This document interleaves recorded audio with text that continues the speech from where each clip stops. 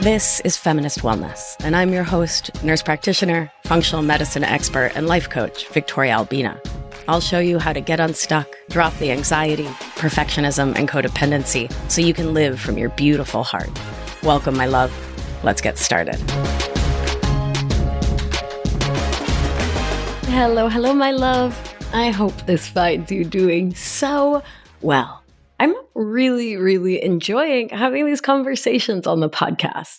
The last 220-something episodes where it was just you and me have been really sweet. And I love coming to talk with you every week. It makes me really happy to picture you putting on your little headphones, putting on your little sneakers and going for a walk or taking me to the grocery to do the dishes. It's fun. It's sweet. It's joyful.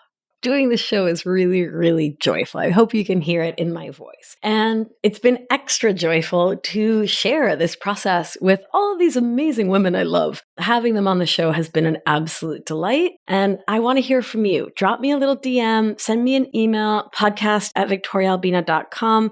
Let me know if you are enjoying this conversation series, and we'll keep it up because it really is just a delight. And if you're loving the show, please head on over to where you get your podcasts and leave a 5-star rating and a written review. It helps others to find the show so we can be of ever more service. And what are we here to do in this beautiful world, if not be of service to ourselves and our communities, right? And our communities does mean strangers across the globe. So thank you in advance. This week, we're talking with the ever lovely, wonderful, and just plain adorable Maggie Reyes. Maggie, she'll introduce herself, but she's a sex, love, marriage, relationship coach. She has a program called the Marriage MBA, which is such a cute and smart title. And she's a champ. I mean, she's just so darn lovely. And it was so fun to talk with her. We always have the best conversations, both on and off the mic. We do really similar work, right? So she talks about relationships through the lens of marriage, and I talk about relationships through the lens of emotional outsourcing. But at the end of the day, we're doing the same work. We're talking about relating because it's one of the most core and vital parts of being a human mammal. So it's really fun to talk with someone who does the same work, but, with her own different lens and brings her own particular lived experience, coaching experience, training to this work. I could go on forever. You know I can't. Come on, y'all. But I'm gonna not.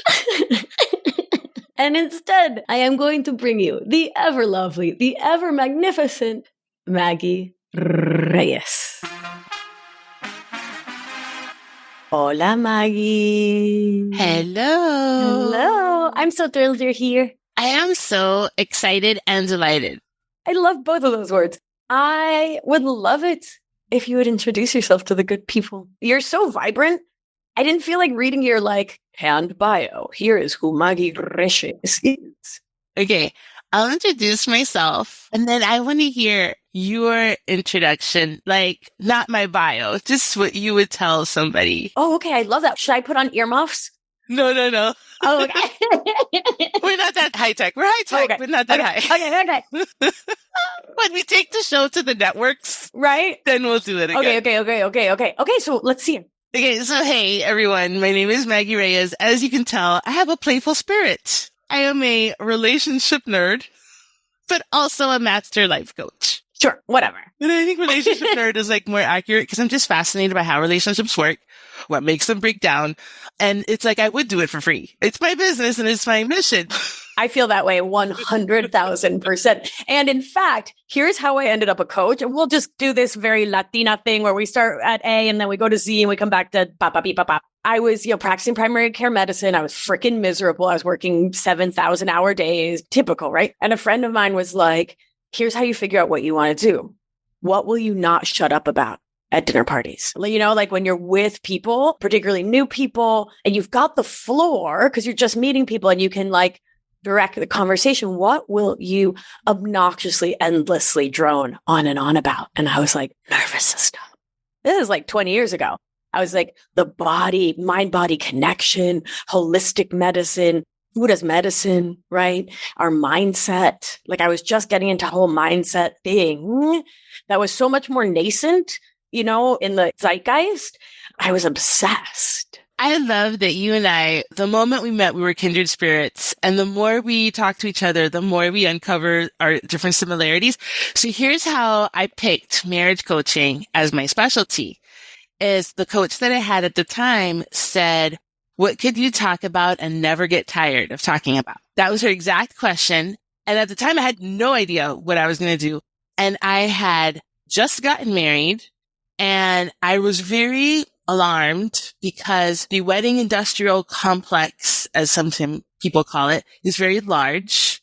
And there's 57 ways to fold a napkin and what to do on your honeymoon and all these things. And I got married in my 30s and I did not want to mess it up. I was like, I need to not mess this up. And there was like nothing for me. I felt like there was marriage counseling for people that were like really struggling.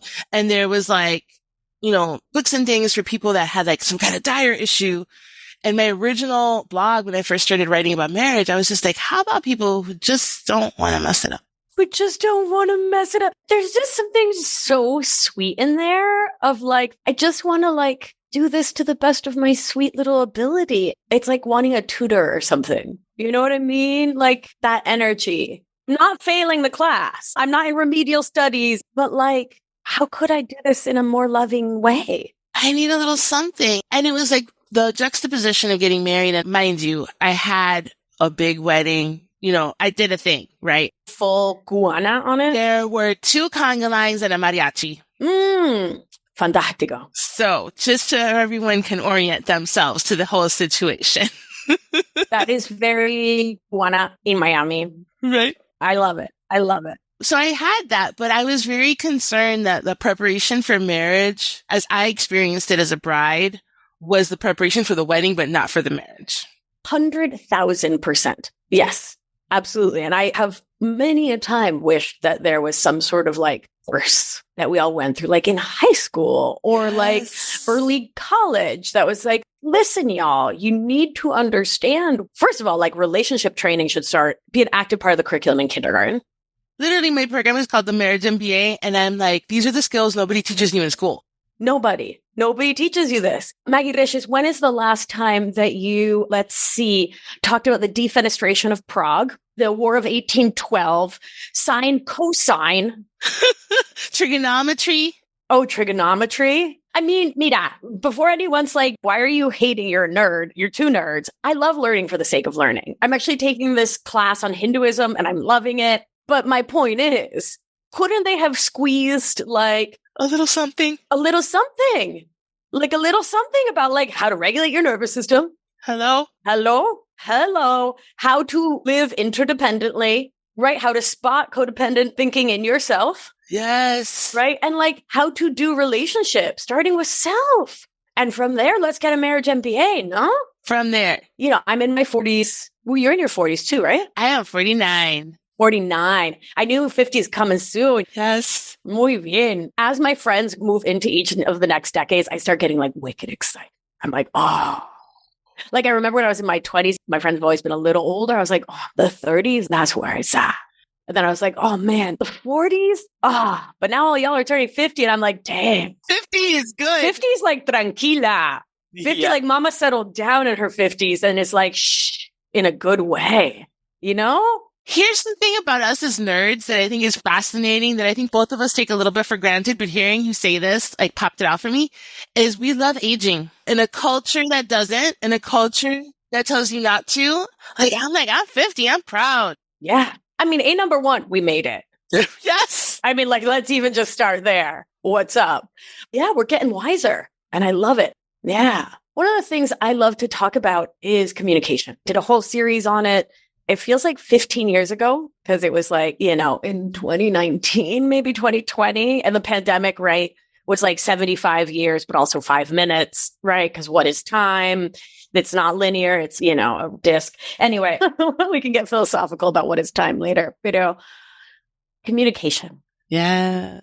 I know it's one of the big things you talk about because it's such a huge part of relationships, of dating, of marriage. And I'm just wondering, let's talk about both where you see communication breaking down and how you support folks, right, to improve communication with, again, I'm pretty sure you're going to go with self first. No? So first of all, I have a whole framework that I teach my clients called soul-centered communication. And the reason I created it was so that it's something that only you have to do. Because a lot of communication frameworks rely on both partners having the training or understanding what's happening, whatever. And my whole hypothesis of life is based on systems theory, right? It's like when we change, the people around us change, and then they respond to us. So I definitely want to tell you a little bit about that. Where I see things breaking down the most is people think they have a communication problem, and it's the number one thing people ask me for, like when they join my email list or something, and I say, hey, what's the biggest thing you want help with? They say communication, and everybody thinks it's communication, but it's not. Most people think they have a communication problem. They really have a safety problem. Woo! Yeah. You're always speaking my language. You and I. Me and you. Bosisha. So everybody listening, as you can tell, Maria Victoria and I have a lot of psychological safety. We'll follow each other down any path. She'll talk about something. I'll bring something else up. We'll just go there. Why is that possible? The reason that we can just follow each other to any topic is because I feel completely safe and held in her space. Yeah, likewise. Right? And I know like wherever she's going to take me, we're going to have fun. It's going to be a cool place to go. Right. And I'm never going to attack you, right? Like you're never going to be unsafe. I'm always going to be emotionally generous, kind, loving, right? Hold you in high regard because I do. Yeah. Also, I think because tender ravioli sees tender ravioli, and you and I both have soft, cheesy middles, our constitution, socialization and conditioning as Latinas in this world, we are tender, we are soft, we're firm, strong, powerful women. And part of that is we are kind. Yeah. I thank you for flagging that and naming that, because you're right. I can flash back to my marriage and how I would not follow them anywhere because I didn't trust them. I mean, they were abusive, right? So they were not a safe person for me. So my question becomes this. It's like the frog in the boiling water. Like, no me di cuenta. I didn't realize how crap things were until they were like real bad. And the communication was just so lousy and things felt so unsafe. I can think of some of the hints, right, in hindsight. And I'm curious, you as the expert, what would you have folks be atento to? What would you have them looking out for, thinking about? It's really simple. I mean, we could list a bunch of things, but like how often are you delighted in the presence of your partner? If we want to just cut through it all, because delight is like a big emotion, right? So delight, it's not available to you if there's no safety. I remember walking up the stairs like every day and being like, I'm going to open that door and they're going to be sitting on the couch, eating hummus, watching reality TV. There will be no dinner started. Every day I was like, ugh. Like before I even saw that feeling, that dread. Like think about the difference for everybody listening between dread and delight. Now, if you feel dread on a consistent basis, you also want to check, is it every day? Is it once a month? Is it all the time? I'm a big fan of measuring like the scope of things. Right. I mean, let's give a shout out to our girl, Maisie Hill. Oh, we love Maisie Hill. We love Maisie Hill. Maisie Hill, please go follow her immediately or sooner. You could do it sooner than immediately. She is also a master certified life coach. She's a goddess, and her focus historically has been on the menstrual cycle, but not just for humans who menstruate, because all of us are impacted by the moon, like the tides are, and how those cycles, how periodic period cycles impact our mood. So I love where you're going. Do you dread every day?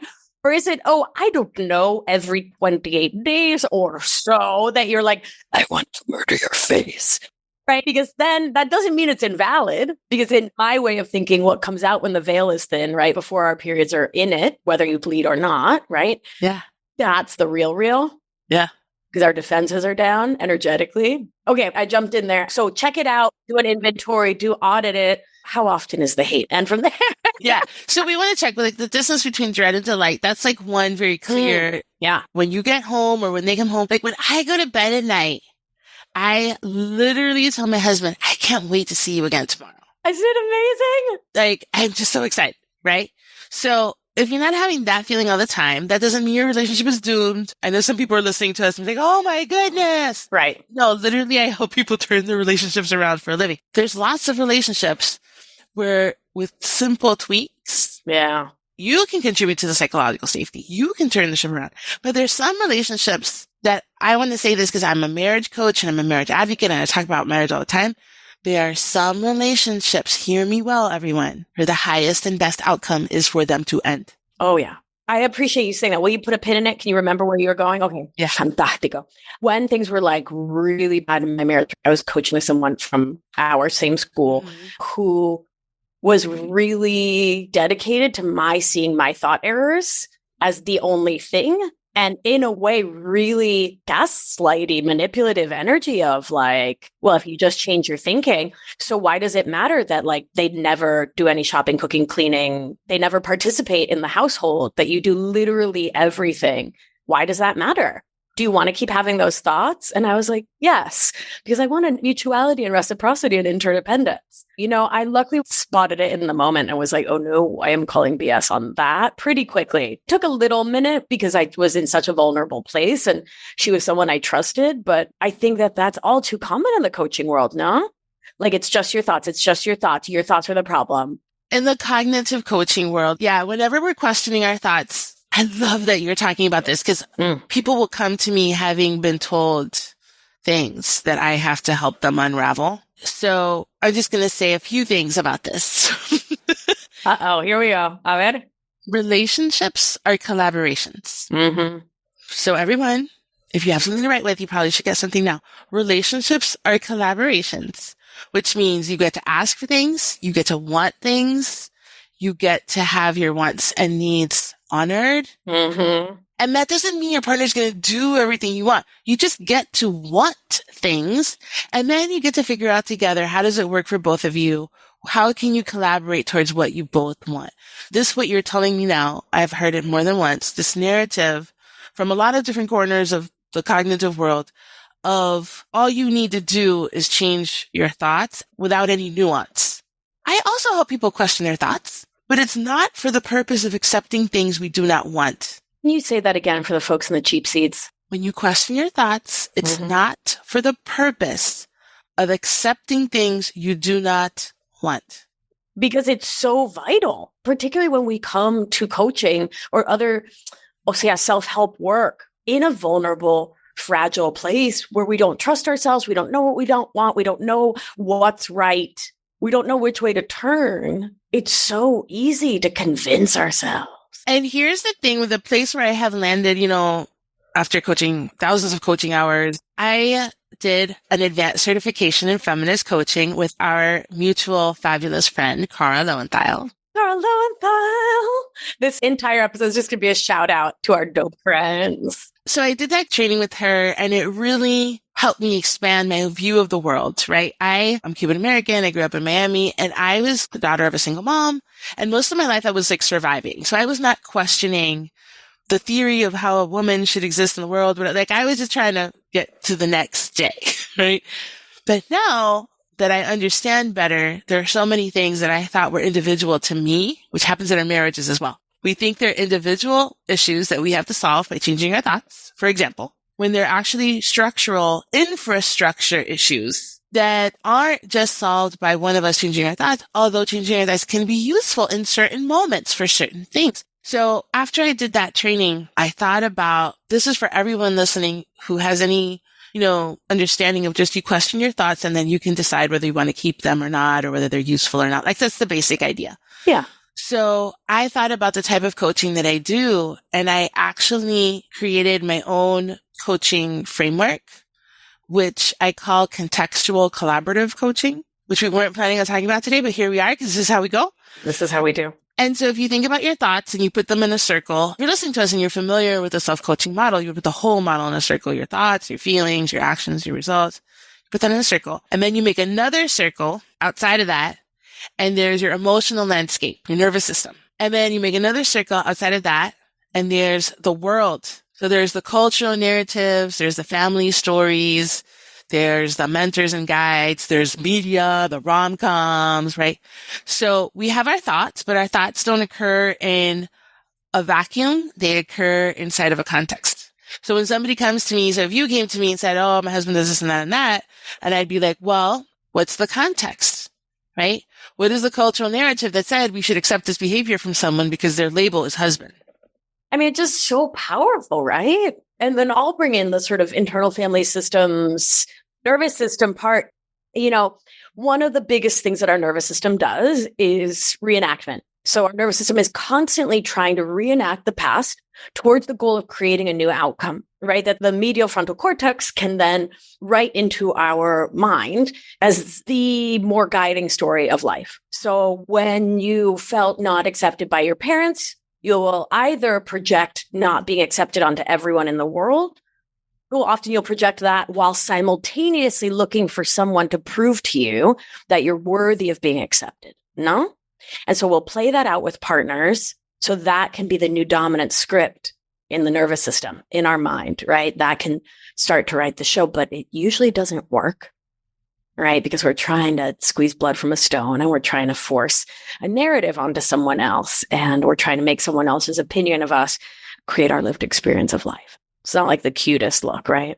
So in my marriage, I was constantly like, okay, here are the 6,000 things about this person that really don't work for me. And maybe if I work harder, I can help them to change. I can like fix them, right? The whole, like I would come home and they would be on the couch having done nothing to add to our domestic life together because we didn't have a domestic life together. I had a bad roommate whose mom I was, right? So they had put me in the role of their mom and I had put them in the role of my dad, right? And we were both trying to reenact childhood experiences with the goal of a different outcome. And so my worth was in many ways predicated. This is not conscious. This is all subconscious nervous system business. But my worth was hanging in the balance of, will they change? If I say it enough times, like, dude, come on, turn the TV off, put the hummus down. Like I just worked a 10-hour day in primary care medicine and have 3 hours of charting. And like you ducked out of work at 3:30 again. Like, can you maybe make dinner? Like if my nagging was an attempt to try to get them to be someone who they are not, or someone they were not willing to be, so that my nervous system could then begin to believe that I'm worthy of having someone who will meet me, who will love me, who will show up, who will be kind, who will be interdependent, which I also simultaneously didn't believe. Right. And so now, because I've done so much nervous system work and I've worked so hard to overcome my codependency, to get anchored in myself, to live interdependently, I'm now with a partner who does 1000% of the things. Even like I was in Puerto Rico this weekend and we go on little walks and we walk the dog in the morning. It's very sweet. And I like went to check the mailbox and she was like, babe, I checked that yesterday. And my brain is still just like, oh, right. You're an adult. I healed myself. And so I attracted an adult who is also healed, right? Instead of attracting takers, I attracted another giver. When I stopped giving from a place of manipulation, because that's what I was doing. I was like giving, giving, giving, giving. So you change. Giving, giving, giving. So you can be someone else. Yeah. So you change. That was a lot, Maggie. So you change. So here's what I want to say is sometimes for everyone listening, because I know a lot of people are listening to us in long-term relationships with people and they're like, oh my God, am I totally screwed? Then what? I just want to say this. There are times that we overfunction. Yes. Because of our socialization, if we identify as a woman, where when we stop overfunctioning, it gives our partners the opportunity to function at their highest level. And for some of us, right, in your case, it was just not going to happen. It was not going to happen. But for some of us, when our partners have the opportunity to rise to the occasion, they do. Right. They do. And that's what I just want to tell everybody who's listening is like, as you listen to us, there's a personal path for each human on this earth. And even for me as a marriage coach, there are things that I always remember that is like, I do not know this soul's path. I do not know what there's for their highest good. Oh, I love that. Mm-hmm. So when I'm coaching, I don't coach with the agenda for you to stay together or for you to not stay together. I will ask hard questions in both directions. So I'll ask you, well, why are you accepting this behavior? Not because I want you to get divorced, but because I want you to figure out why are you accepting the behavior, right? What do you actually want instead? That's so beautiful. I just kind of want to like reiterate, that we never know what's in someone's best and highest good. Yeah. And what growth they actually need for their mind, body, spirit, soul. Yeah. Like for their own evolution, their own expansion. Yes. Yeah. Pretty beautiful. I mean, it's all right.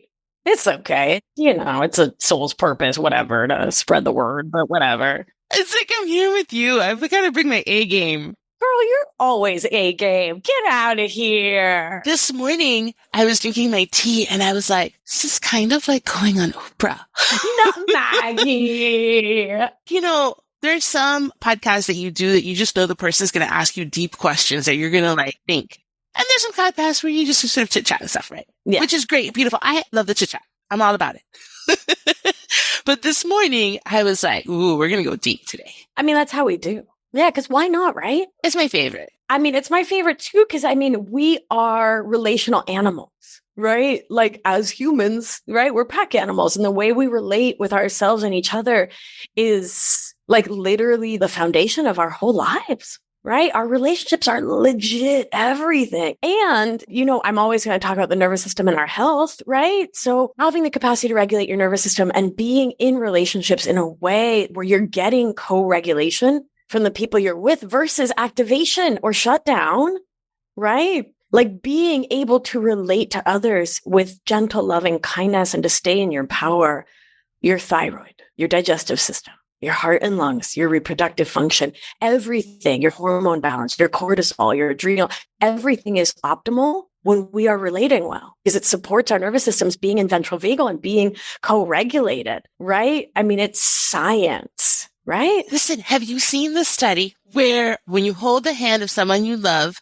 it has the physiological effect on the body? Mm-hmm. It's taking medicine. Yeah. And here's what's really fascinating when we put that side by side with the Tylenol studies, when they looked at acetaminophen, right? So acute and chronic Tylenol use, or I don't want to throw a brand name under the bus, the paracetamol, acetaminophen, right? Analgesic drugs lowers our empathy.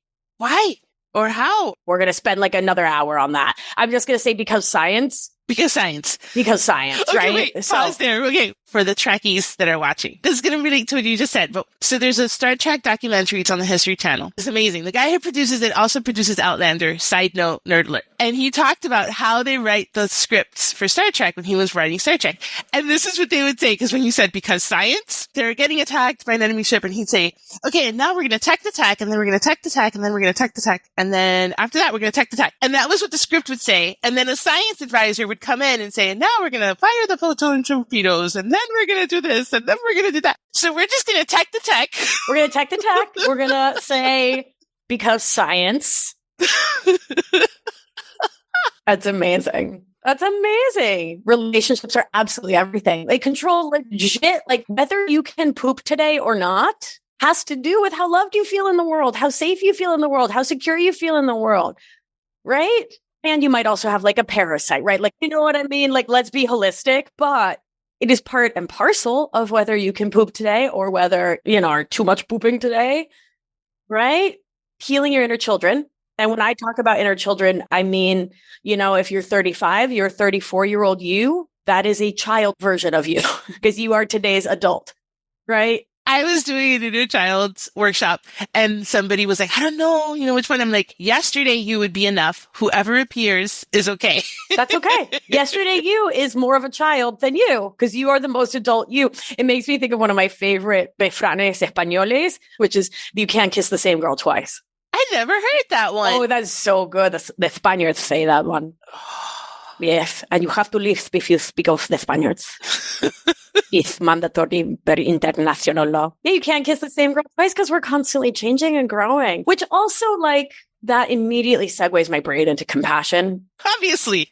Well, also because it's us, right? But like, you can't kiss the same girl twice. The girl you were before the kiss, yeah, right? The girl you were yesterday, right? And we're feminists. We mean grown-ass women. We're just being cute. She deserves your love and your care. Yeah, she does. Right? Because she doesn't know what you know today. She doesn't know. She didn't know. How could she know? How could she know any better? Yes, we don't have to disavow her. We can just support her to grow. You don't have to disavow her. I love that word. It's such a good word. And it's such a good energy of like, I don't abandon you, self. Right? I don't abandon past me. So the me who dated the jerk, stayed with the jerk, like stayed in that marriage, she was doing the best she could in her own reenactment of her own childhood wounding. She was doing the absolute level best she could. Was it optimal? No. You know, would I do it again in the exact same way? I mean, we can get really philosophical and say like, of course I would, right? Because I needed to learn those lessons. But the version of you that I am today wouldn't. But that version, she needed to. And we can honor that with love. With love and care. Yeah. And I just want to pause because I can hear, that really tired trope, particularly like in the hashtag white wellness complex of whatever trauma happened to you is necessary for your growth. It was meant to be. Yeah. Everybody, Maggie and I both rolled our eyes at the legit same moment. It was like, oh, if the wind had changed, Ray would have gotten stuck because that's real. Nobody's here saying that. I'm literally just speaking for my own self and my growth and what I needed, right? And from the science of reenactment in the nervous system. And I will say this, whenever we're coaching someone, whenever we're working through things that happened in our past, something that I say a lot is when we discover something that isn't delightful, it is not a reason to make ourselves the villain of our own story. And I think that's what we're talking about. Again, we don't know each soul's journey. We don't know why the trauma happens or what its greater purpose is, or if it has a greater purpose or if it has no purpose. Honestly, we don't know. So we do the best we can with what we have now without justifying. It wasn't a good idea. It sucked. It was awful. It was terrible. Okay. Where do we go from there? Right. Yeah. That's one of a trauma response is to roll around in the past, right?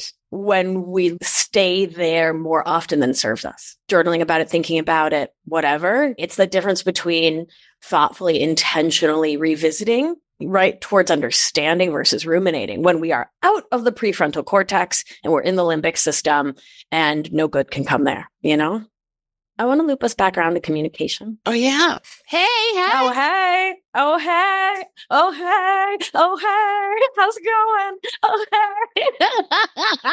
Coaching advice is so actionable and useful, which is so dope, And what advice would you have for the good people? Can I just tell you why my coaching advice is so actionable? Because this is a story. I worked in human resources for many years before I was a coach. And my number one pet peeve, it still riles me up when I think about it now, is we would have these fancy trainers come in and they do these workshops and everybody would feel amazing for 2 hours. And then the workshop would be over and everybody would go back to their desks and nothing would change. And then in later years, when I had a say in how trainings worked, I was like, the number one purpose of this training is not the hours that we're together. It's what do you do outside of the training room? And I was just annoying about it. Listen, it's a beautiful thing to be annoying about, right? It's legit. I would see it in medicine too. I mean, yeah. Mm-hmm. So the reason that I'm you listen to me today and then you do it tomorrow is because of that. I love it. I love it. So here's one thing from my soul-centered communication framework, which is super easy. I'll just tell you the 4 words are solution-focused, open-hearted, uncomplicated, and loving towards yourself and the other person. But I'm going to tell you the uncomplicated one. Ooh. The uncomplicated is when you're talking to someone, talk about one thing only, and then the next thing. The opposite of our conversation today. But when you're problem solving, when you are even on vacation, so you're not necessarily problem solving, when you're doing something that's a project, something that requires action after, right?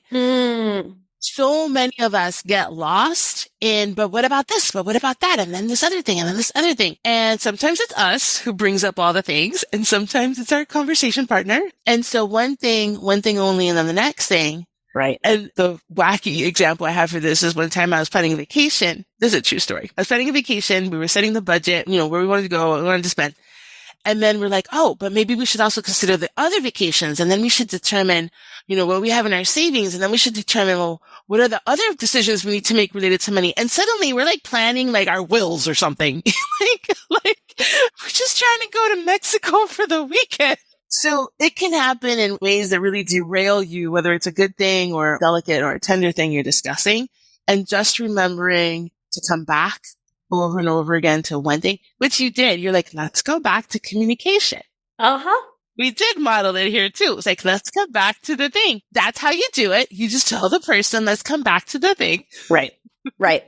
One tool I love to use towards that is to get a piece of printer paper, scrap paper, whatever, and write the central theme of the conversation on it. Yes. Right. So literally with a big Sharpie, write childcare next week. Yes. Meal planning. Yes. Right? I would stick to the C line, to the circumstance if we're using the model here, right? So what is the C line? Conversation with your mother at Easter. Then this, because where my brain went to was, you didn't defend me from your mom. Well, you didn't, right? And my brain went into the T lines, and then we start getting wild. So come to a neutral C together and write it down. I love writing things down. Yes. Yeah. And so then you can keep pointing to it and keep coming back, because one of the things that doesn't happen now in my life, because I've done all this work, no, but used to happen all the time, was something would come up and then I would have gone into dorsal, into the shutdown freeze reaction so often. My ex had a temper issue. And so that would shoot me into sympathetic and right into shutdown of fawning of like, okay, fine, don't worry about it. And like, I would back up and not really bring anything up. Like I was just, lights were on, but no one was home for like quite a while as a self-protective mechanism until a straw would break this little camel's back. Right. And then it was like months of stuff that I hadn't brought up would just come flooding out, which was lousy communication on my part. By the way, have you seen the study? Oh my God, I love you so much. Always, Maggie, but like right now, extra. I have to find the name of it, but there's a study that says that women who suppress their anger are more prone to heart attacks. Well, yeah, that makes cortisol, right? Because that sympathetic activation, right? This is like in the first 10 episodes of Feminist Wellness, because it was a thing I was obsessed with then, is completing the stress activation cycle. I mean, I'm obsessed with that now too. Obsessed, right? Yes. And in my training in somatic experiencing, it's such a huge thing that we do. We recognize that the issues are in the tissues. And what you don't complete, what you don't bring to its natural conclusion stays in your physiology, because science. Yeah. And so having heart attacks, having strokes, right? The hypertension in general, but also like not pooping, not having good vagal tone, right? Good tone to the vagus nerve. Like it all just makes absolute sense. Do you know my term emotional outsourcing? I think I've heard you say it, but tell everyone who maybe this is the first time they're listening to the podcast. Thank you, Maggie. Well, emotional outsourcing. It's the term I created as a replacement for codependency, because that term was really not working for me. I come by codependent habits, quite honestly. I might say that I'm from a long line of folks with codependent behavior. And I still, like, the word seemed like not me, right? It was not like hip, fun, San Francisco, Brooklyn, me, you know, like, oh no, I'm not like the long-suffering wife of an alcoholic man. Right? I'm not like enabling some dude to use alcohol. Oh, P.S. I don't use the word alcoholic, right? A person who uses substances. We use people first language here. I was just quoting the trope. Yeah, I did not see myself in it. But all of the behaviors, all of the thoughts, all of the ways of moving through life. Hola, me, hello, it's me. Hello, ¿qué tal? How you doing? How you doing, Maggie? So I wanted to come up with a term that could be an umbrella for all of the habits. We could put it the signs and symptoms of believing that you're not worthy. So codependent, perfectionist, and people-pleasing thinking, right? And emotional outsourcing is when we chronically and habitually source our sense of worth, safety, and validation from everyone and everything outside of ourselves instead of from within. So good, right? Yes. I did trademark emotional outsourcing. I'm like waiting for the book. I'm ready to walk to the airport and see it in there. I'm ready. What's up? Yes. Very exciting. I'm very excited for it. And why did I bring that up? When that's our mindset, our communication is predicated on attempting to prove that we are worthy of love at every pass, at every turn, right? So it's not just like making your partner's lunch in the morning. It's saying, babe, did you see I made your lunch? Oh, I hope you liked it. I kind of worked hard on it. And then not receiving that. Right. And then feeling like crap. And then make it, oh, they don't like me. Oh, I didn't do it right. Making it about your worth. Yeah. And that's the part where questioning some of those thoughts can propel you in a completely new direction in a relationship with someone, because that person could love you the most they love another human. Right. And when you stop emotionally outsourcing, you can receive it. Oh, yeah. I did a show not that long ago about receiving. There's so many layers to it, right? But one that I called out in particular that I think isn't talked about that much is our almost cultural obsession with this old story about what codependency is. The kind of story that labels folks as codependent people, which like barf, not 0% into it. Your character is not defective. You are not a codependent. You're a brilliant, amazing human with survival skills, right? Don't need to disavow. Wait, Maggie, I just totally lost my train of thought. So everyone listening, I was going to cut this because I was trying to be professional. And then I was like, no, let's be real. So my partner and I are there's a 2-car garage under our house because the house is from the 50s. When you drove your car into your house and like filled your house with exhaust and from leaded gas, and that was fine, but we're not going to do that. And so she's a Tibetan Buddhist and she teaches meditation. I teach breathwork and meditation, blah, blah, blah, blah, blah. So we're turning it into a studio to teach yoga and meditation. And it's so exciting. And the contractor is working down there. And in the middle of what I was just pontificating on, somebody dropped a big old box of tools because it sounded like actual Armageddon was happening right under me. My body went into sympathetic, was like, what? And then I just plummeted into dorsal so quick, I just lost my train of thought. And so it's just wild, right? So I think it's important. We can do so much healing and we're still humans. We can do so much healing and we're still humans. And my thought about it is the universe said no. The universe said, boom, you got to read the book. Hi, Maggie. This is the thing. This is going to be in there. This is it. This is it. I love that. Thank you, Maggie. I love that. I love that we are both people who love to roll around in what sucks and what's terrible. And then we're like, and here's the positive spin, but never in a like hashtag positive vibes kind of bullshit way. We're both like, oh, tell me what's terrible. But then we both just have this energia. Yes. Like constitutionally. And for me, it's also been a choice, right? To gratitude, like cultivate that we're both just like, but what's beautiful here? 100%. I am anti-suppression energy. Oh, yeah. So as you know, I coach on marriage, as you coach on all the things we coach on, it's deep stuff that sometimes feels very heavy. And I'm like, anything we coach on is never for the purpose of suppressing or pushing down or pretending or anything like that. We want to see it all and we want to see where we go from here, but we do want to see it all. Yes. See it all, feel it all. Yeah. Right. Process it through our bodies and support our nervous system to tell a new story. Yeah. And if that story is neutral, if you're not ready to be the Maggie and Maria Victoria Positivity Town show, that's cool. That's cool. Todo bien. But like, can you get towards neutral? Just a little bit. Can you go in that direction? Yeah. The beautiful thing, because then you start coming towards your partner with positive regard. Yes. And more positive regard for yourself when you're like, because that's a moment when I really could have beat myself up. Now, I've been podcasting for years. Oh. I'm a professional at this. I'm on so many people's shows. I have a book contract, right? Like I'm a master coach. I'm ego. How dare I have a nervous system? How dare you? We are human the whole way through. And never, ever do we judge ourselves for having normal human responses. No, because that's the gift. That's a big cultural narrative piece. Yes. A woman gets angry. What is that? It's the fight response. Sure. Cultural narrative says you shouldn't feel that way. Of course not. And then we judge ourselves for, right, being a human, being a mammal.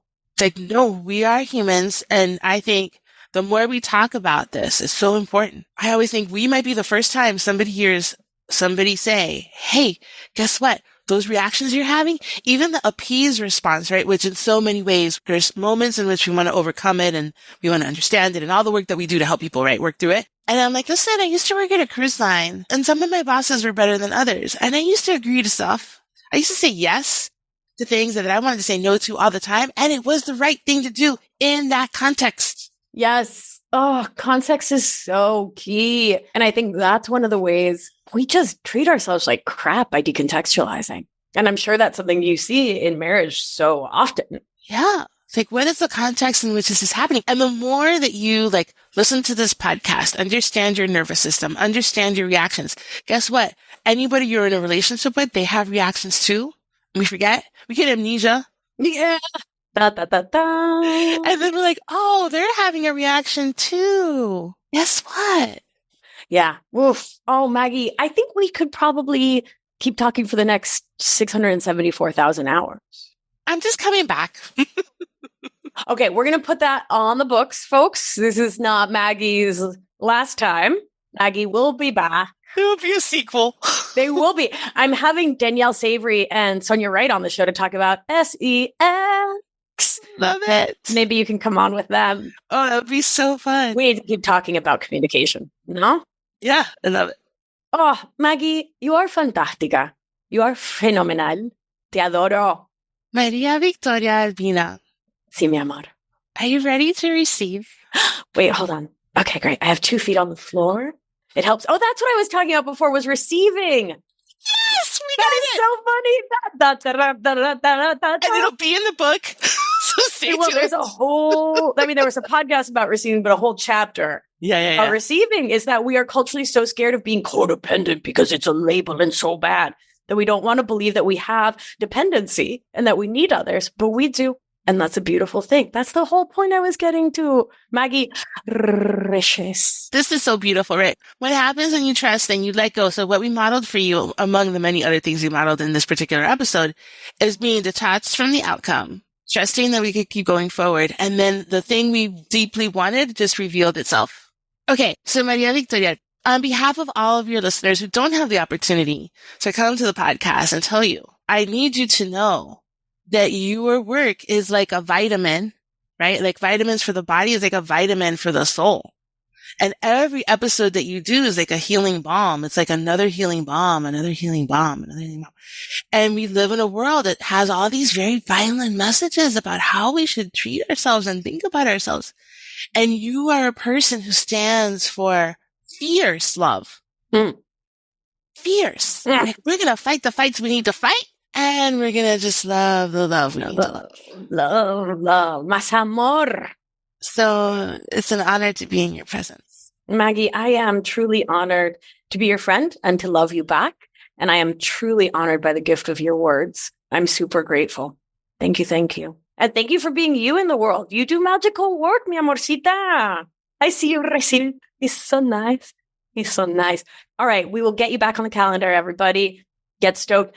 I know everyone's deeply excited. They probably already looked you up on the gram. Let's be real. But for those who have not yet found you on the interwebs, where shall they have the delight of finding you? You can go to the Maggie Reyes on Instagram, and then MaggieReyes.com is the website. So the Maggie Reyes or MaggieReyes.com, you can find me there. I love that you're declaring that you are the Maggie Reyes. I have a good time with it because, as you know, in Latin culture, Reyes is like Smith. So I'm like, apologies to all the other Maggie Reyes. Well, or not. There you go. Yeah. So Maggie's name is one R, R-E-Y-E-S. So anyone who's like took basic Spanish is like, but isn't it multiple R's that you roll like that? Yes. And I don't care about grammar right now because it's so much more fun to say Reyes. And I think I might be one of the few people who actually calls you Maria Victoria. I'm trying to think when this will come out. So I'm like shifting back. Remember we were talking about that at Mastermind? Yes. You, me, Judith Gatton, Sarah Fisk, Brenda Glomelli. We were at the Latina. So there's a Latina group at our coaching school. We were talking about it because I only started going by Victoria because Americans couldn't handle Maria Victoria and just call me Maria. And that is not my name. My name is 0% Maria. Not available to be called Maria. Maria Victoria. It's a different thing. It feels different. It has a different energy. Yeah. So I went by Victoria, which is also a name I don't like because it was better than Maria. You know, it's a whole thing to like change the Instagram, like, because you have to change all the URLs, right? So like I bought mariavictoria.com and we're in it. We're like neck deep in it. It's been months, but you know, we'll get it all set up and good. New logo, new letterhead, as it were, you know. So I love that you call me Maria Victoria. It's good. Gracias, Maggie Reyes. Te mando un beso enorme. Gracias mil por estar acá con nosotras, que sos brillante. I'm a little teary-eyed, not gonna lie. No, I'm just watching your face. Just holding space for it. Thank you. Sí, un placer. Un placer conocerte. Hermana mía. We have built lives with a lot of love in them. Yeah? We give a lot of love. We get a lot of love. We're very blessed. Very lucky, very supported, very guided. A lot of gratitude. Thank you for being here. Thank you so much for listening, my love. I hope that show was supportive for you. I hope you learned something. I know I did. I really enjoyed the conversation. Thank you for being here. Thank you for spending your time with me. Thank you in advance for sharing this podcast with your friends, with your family, with your partner, with your parent, with the people you love. Very much appreciated. Let's do what we do. Gentle hand on your heart should you feel so moved. And remember, you are safe, you are held, you are loved. And when one of us heals, we help heal the world. Well, my beauty, I'll talk to you soon. Thank you for listening to this episode of Feminist Wellness. If you want to learn more all about somatics, what the heck that word means and why it matters for your life, head on over to victoriaalbina.com/somatics webinar for a free webinar all about it. Have a beautiful day, my darling, and I'll see you next week. Ciao!